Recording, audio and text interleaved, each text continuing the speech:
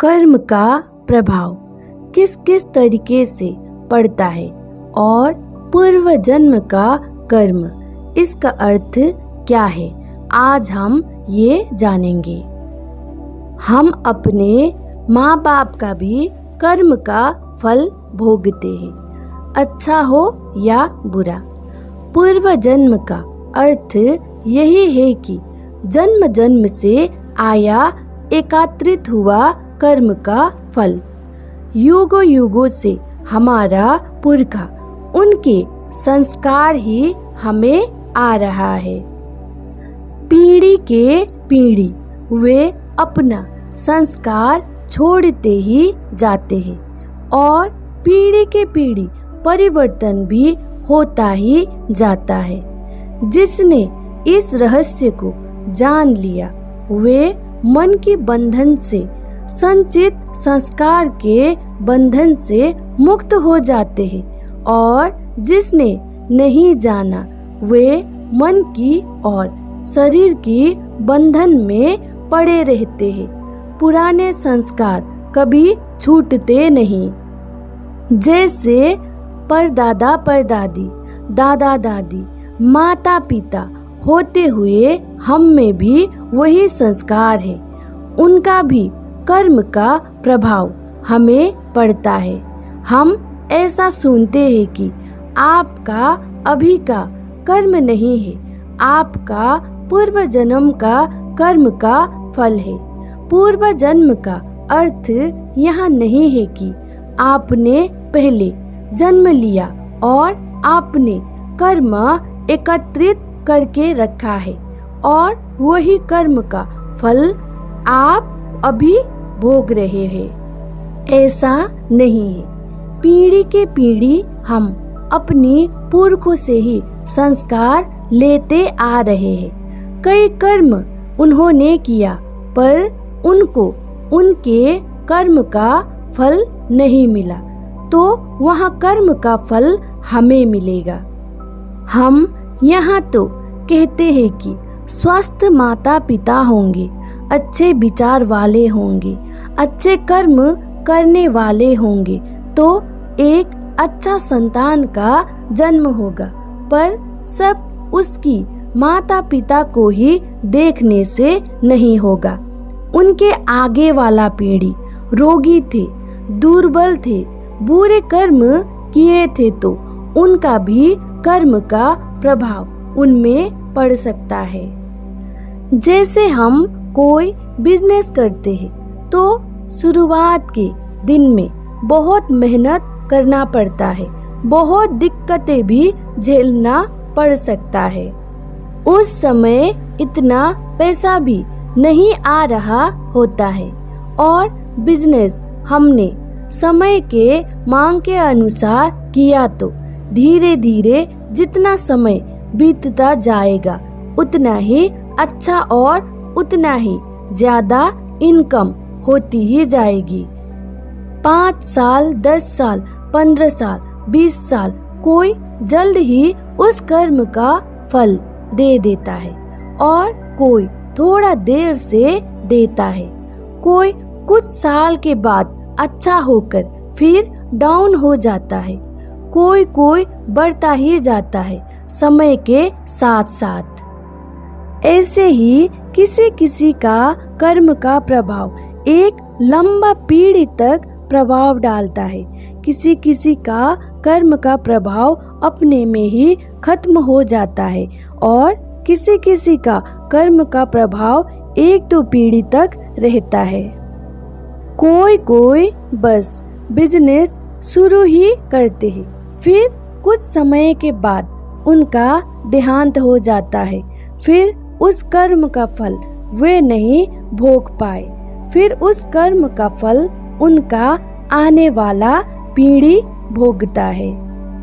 उनका बेटा बेटी उस कर्म का फल भोगते हैं। फिर वे भी अच्छे से नहीं भोग पाए तो उनका पोता पोती, नाता नाती ही भोगता है।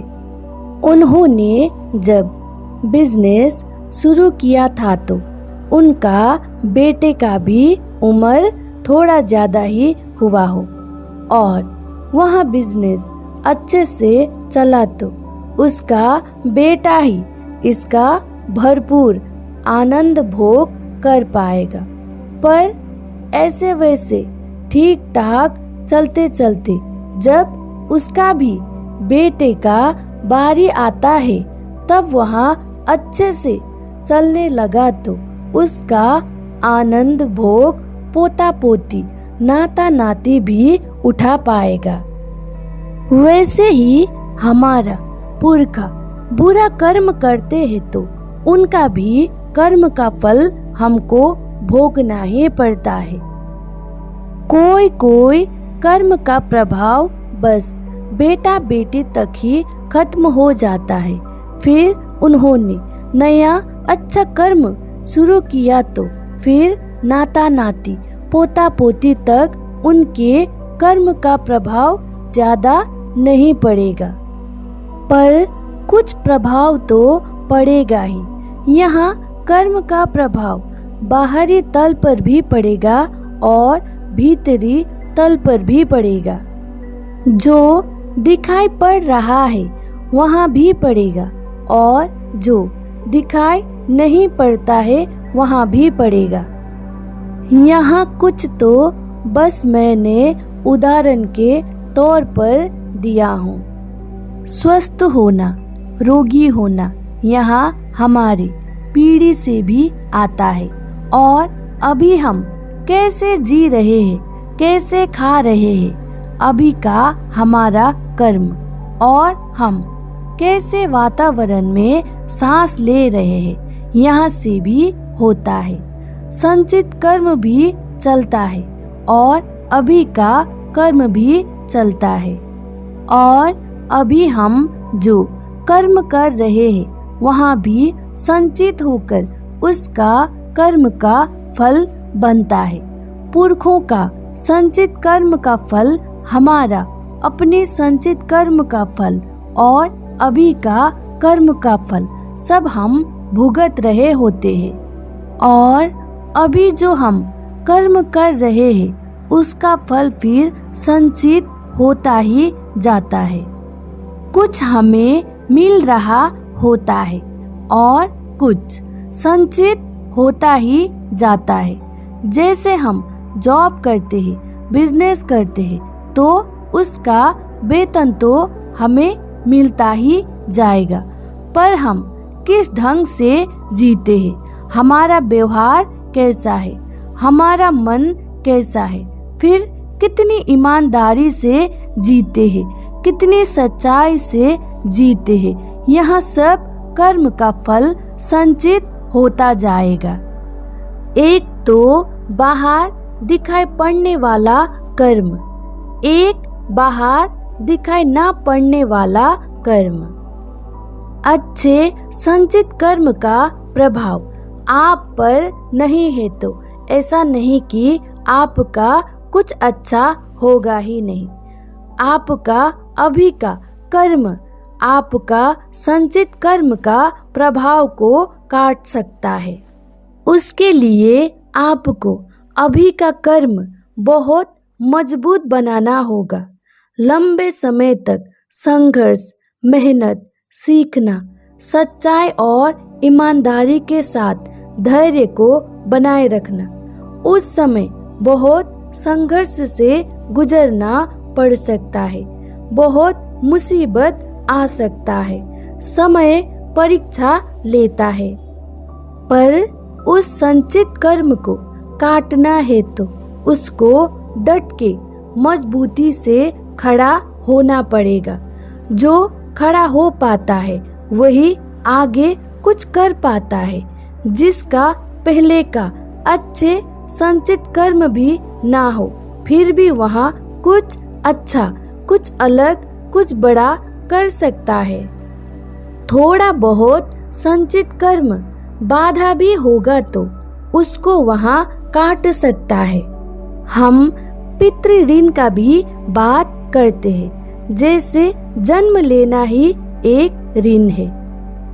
जैसे कि परिवार में कुछ अच्छा नहीं हो रहा, परिवार में संतान में कोई कुछ बड़ा काम नहीं कर रहा, कितना मेहनत करे, कितना संघर्ष करे, फिर भी कुछ ऐसा बड़ा कुछ नहीं होता। माता पिता का, दादा दादी का ऐसे संचित कर्म की पितृ ऋण से ही किसी का जीवन तो समाप्त हो जाता है। इस जन्म में वहाँ आगे नहीं बढ़ पाता है। संघर्ष करते हुए भी, मेहनत करते हुए भी इस जीवन में उसको बहुत आपदा झेलना पड़ता है। जैसे जन्म ही एक ऋण है। बहुत तरीके से कर्म का प्रभाव हमें पड़ता है, बस हम समझ नहीं पाते हैं।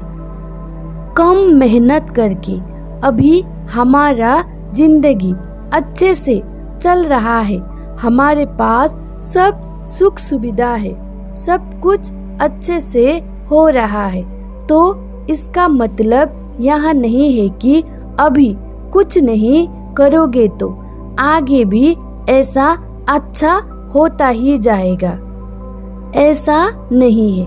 अभी अच्छा हो रहा है, इसके साथ साथ हमें अभी भी अच्छा व्यवहार, अच्छा विचार, अच्छा कर्म करते रहना पड़ेगा, तभी वहाँ वैसा ही चलता जाएगा। जब लोगों का अच्छा दिन शुरू होता है तो लोग भूल जाते हैं, फिर अच्छा कर्म करना बंद कर देते हैं, तब फिर उस पर मुसीबत गिरता है। बुरे कर्म का प्रभाव भी वैसा ही है। जितना तक वे टिक सकता है, जितना तक प्रभाव छोड़ सकता है, छोड़ेगा ही। आपके हाथ में उसको काट पाने की क्षमता है तो आप काट सकते हैं और अपना प्रभाव बना सकते हैं। इसलिए समय का इंतजार करना आना पड़ता है। झटपट चाहोगे, धैर्य को खो दोगे, नहीं होगा बोलकर कुछ करना ही छोड़ दोगे, तब कभी कुछ नहीं होगा। सब कुछ होगा समय पर, बस अपना काम करते रहना पड़ता है। सच्चाई से, अच्छाई से, डट के, मेहनत से, मजबूती से।